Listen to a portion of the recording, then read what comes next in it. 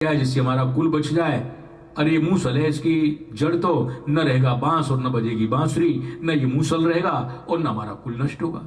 उन्होंने उस मूसल को घिसने पे नौकर चाकर लगा दिए, जैसे चंदन को घिसा जाता है, और घिसवा करके उसको समुद्र में फेंकवा दिया।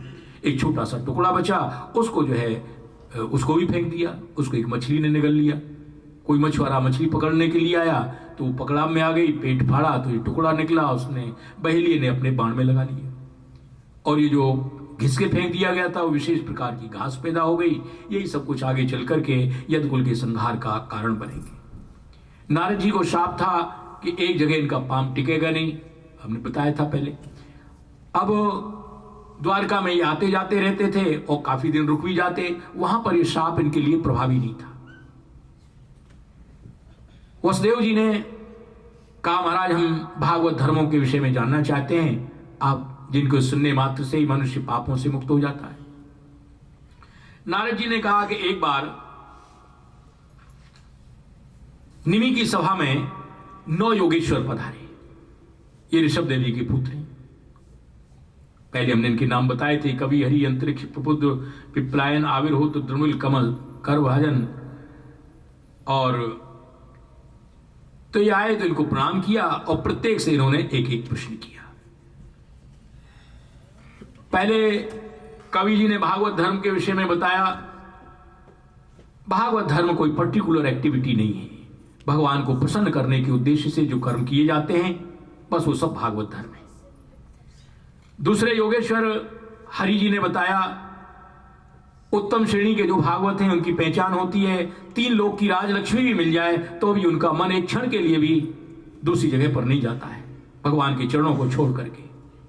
तीसरे योगेश्वर अंतरिक्ष जी माया का रूप निरूपण करते हुए बता रहे हैं, माया 2 अक्षरों से बना है, मां और या। मां माने नहीं और या माने जो कुछ दिखाई दे रहा है वो उसका असली स्वरूप नहीं है।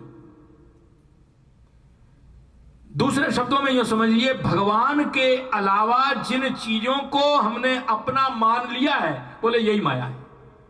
चौथे योगेश्वर प्रबुद्ध जी माया से पार जाने का उपाय बताते हैं, बोले गुरुदेव की शरण में चले जाओ और उनके लिए सब कुछ अपना अर्पण कर दो।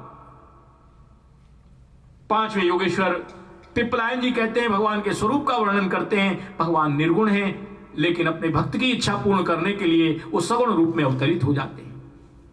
6वें योगेश्वर कर्म के रूप बता रहे हैं, कर्म 3 प्रकार के होते हैं। वेद भगवान जिनका प्रतिपादन करते हैं वो वेद कर्म कहे जाते हैं, जिनका निषेध करते हैं वो निषिद्ध कर्म कहे जाते हैं, और जो निष्काम भाव से कर्म किए जाते हैं उनको निष्काम कर्म कहा जाता है। 7वें योगेश्वर द्रुमिल जी ने बताया कि देखो, पृथ्वी के रजकणों को गिना जा सकता है लेकिन भगवान के अवतारों की गणना करना संभव नहीं है। हरि अनंत, हरि कथा अनंता, उनके गुण अनंत हैं।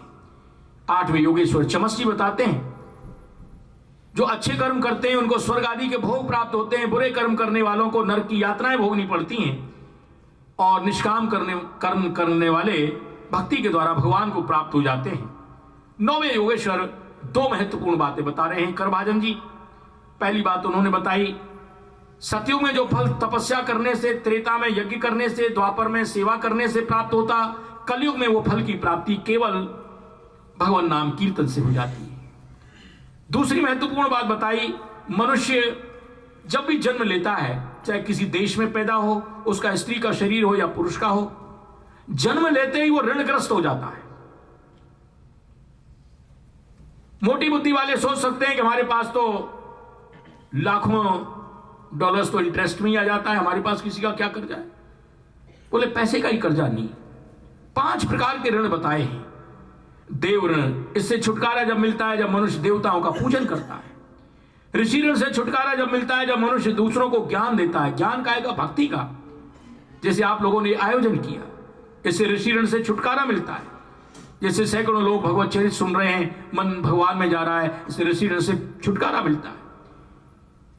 भूत ऋण से छुटकारा जब मिलता है जब मनुष्य प्राणी मात्र के प्रति कृतज्ञता का भाव रखता है। आप ऋण से छुट्टी जब मिलती है जब बड़ों का सम्मान किया जाता है, बड़ों की आज्ञा का पालन किया जाता है, वेद शास्त्र गीता भागवत रामायण इन पर बताए हुए मार्ग का अनुसरण किया जाता है।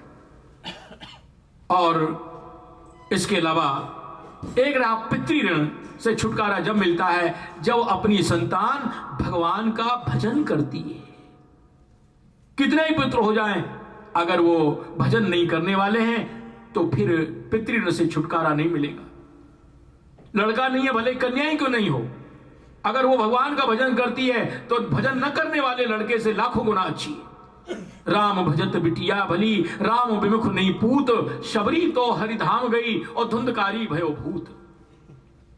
भगवान का भजन करने वाली कन्या न भजन करने वाले लड़के से कई गुना अच्छी है।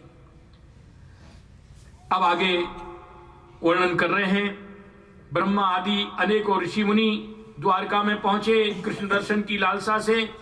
देवगण भगवान की स्तुति कर रहे हैं। बोले प्रभु, आपके कथा सुनने से, श्रद्धापूर्वक कथा सुनी जाए तो इससे जितने अंतःकरण की शुद्धि होती है, वैसी विद्या पढ़ने से, योग करने से, अन्य शुभ कर्मों से उतनी शुद्धि नहीं हुआ करती है। बोले आपको विराजे हुए यहां पर 125 वर्ष हो चुके हैं, अगर आप उचित समझें तो अपने धाम के लिए प्रस्थान करें। आपके अवतार के प्रयोजन भी लगभग पूरे हो चुके हैं। भगवान बोले वैसे तो हमारे अवतार के सभी प्रयोजन लगभग पूर्ण हो गए हैं, लेकिन एक बाकी है, वो है यदुकुल का संहार। ब्राह्मणों का शाप लग चुका है और वो भी समय अब आने ही वाला है। इन बातों को उद्धव जी सुन रहे थे। उद्धव जी का हृदय बड़ा व्याकुल हुआ। बोले प्रभु, आप हमको छोड़ के चले जाएंगे, हम आपके वियोग को कैसे सह पाएंगे? हम आप हमको भी अपने साथ में लेते चले।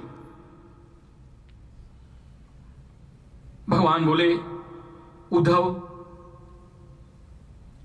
हमारे अवतार का एक प्रयोजन जो था, यदुकुल का संहार, ब्राह्मणों का शाप लग चुका है, वो पूर्ण होने वाला है। आज से 7वें दिन समुद्र इस द्वारकापुरी को डुबो देगा। तुम भी यहां पर मत रहो और अपने मन को एकमात्र मेरे में लगा करके स्वच्छंदता से पृथ्वी पर विचरण करो। बोले प्रभु, हम आपके लेकिन वियोग को कैसे सह पाएंगे? तो भगवान ने उनके लिए बताया कि देखो, एक बार की बात है, यदु जी की सभा में दत्तात्रेय जी पधारे अवधूत वेश में। उन्होंने उनको प्रणाम किया और कहा, महाराज, बिना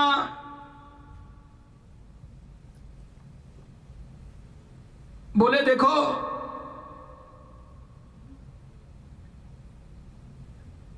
दत्तात्रेय जी से कहा कि बिना उद्योग किए हुए धन की प्राप्ति नहीं होती है, और धन के अभाव में अनेक प्रकार की चिंताएं लगी रहती हैं, शरीर भी पुष्ट नहीं होता है। आप कोई उद्योग भी नहीं करते हैं और आप बड़े हिष्ट पुष्ट भी हैं, आपको कोई चिंता भी नहीं है, आपकी इस प्रसन्नता का रहस्य क्या है? दत्तात्रेय जी ने कहा, ये हमारे गुरुओं की कृपा है। बोले हम भी आपके गुरु जी को से कंठी बंधवा लेते हैं। उन्होंने बड़ी महत्वपूर्ण बात कही, अगर मनुष्य के अंदर जिज्ञासा है, श्रद्धा है, तो वो जड़ वस्तुओं से भी ज्ञान प्राप्त कर सकता है। और श्रद्धा और जिज्ञासा के अभाव में अगर भगवान भी उसके सामने आ जाएं तो उनसे भी वो लाभ नहीं ले पाएगा। गोस्वामी जी ने कहा है, मूर्ख हृदय न चेत जो गुरु मिले बिरंच सम। ब्रह्मा भी उसके सामने यदि गुरु रूप में आ जाएंगे तो उनसे भी वो लाभ नहीं ले पाएगा। उन्होंने बताया, हमने पृथ्वी, वायु, आकाश, अग्नि, चंद्रमा, सूर्य, कपोत, अजगर, सिंधु, पतंगा, इन सबको हमने गुरु बनाया।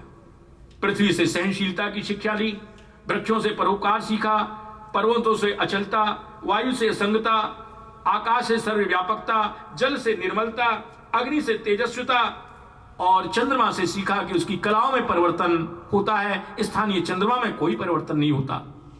सूर्य से सीखा कि सब जगह से गुण ग्रहण कर लेना चाहिए। कपोती से सीखा कि कहीं आसक्ति न रखे। सागर से गंभीरता की शिक्षा पाई और अजगर से अनिच्छा पूर्वक संतुष्टि की शिक्षा पाई।